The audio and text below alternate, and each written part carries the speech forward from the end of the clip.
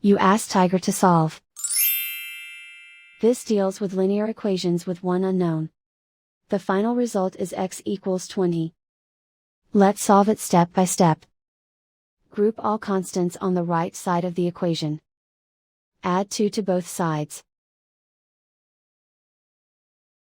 Simplify the arithmetic.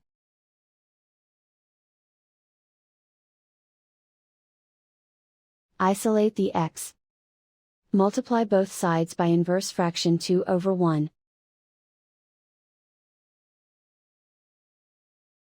Group like terms. Multiply the coefficients.